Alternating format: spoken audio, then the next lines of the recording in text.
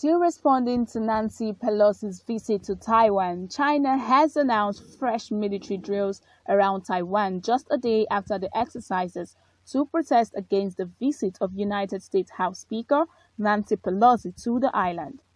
Pelosi's visit to Taiwan last week infuriated China, who sees Taiwan as its own, and for the first time, Beijing test-launched ballistic missiles over Taipei and dished some line of dialogue with Washington.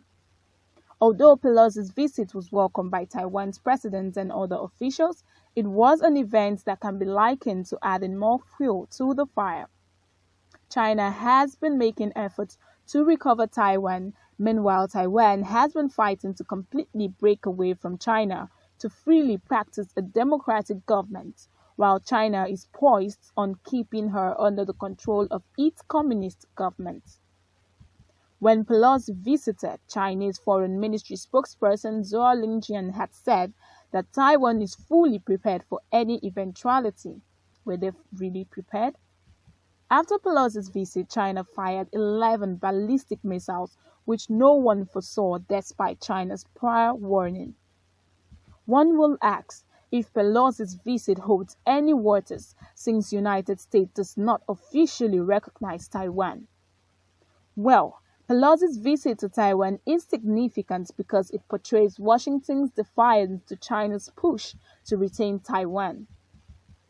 The invasion of Taiwan, officially the Republic of China (ROC), has been considered by Chinese military planners for decades, but became more visible under President Xi Jinping's leadership.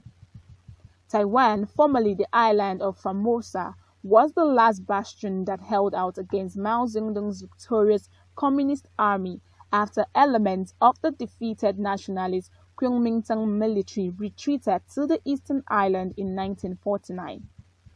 Threats of military action against the self-ruled island have escalated during times when some Taiwanese political parties debated whether to declare independence. It is worthy of note that Taiwan has had no seat at the United Nations for 50 years.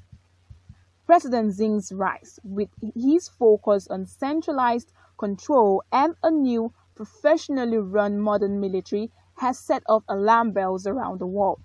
This, combined with explicit rhetoric from China's president that Taiwanese independence separatism was the most serious hidden danger to national rejuvenation, has refocused global attention on the possibility of China using force to take the island.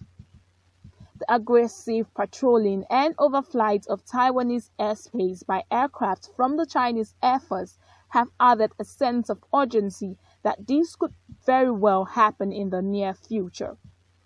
But how difficult would it be for China to successfully invade Taiwan?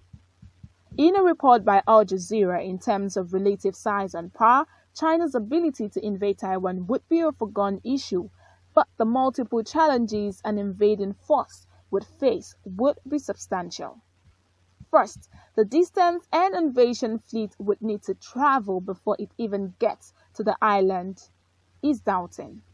The Taiwan Strait is 128 kilometers at its narrowest point between mainland China and Taiwan.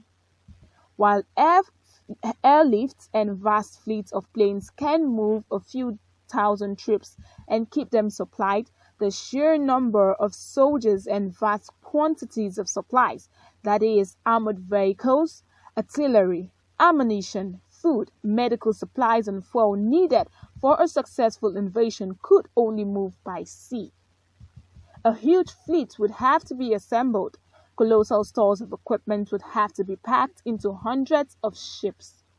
This heavily laden fleet would only be able to move slowly and would be extremely vulnerable to long-range missile and air attacks and attacks by submarines. Despite the best efforts of the Chinese Navy and Air Force, the invasion fleet in the open for hours would be massively exposed before it even gets into a position where it could begin its attack on the Taiwanese shoreline. This, among other factors, could be the reason why China is yet to invade Taiwan. It is possibly looking for a seamless approach to regain control of Taiwan. Bye.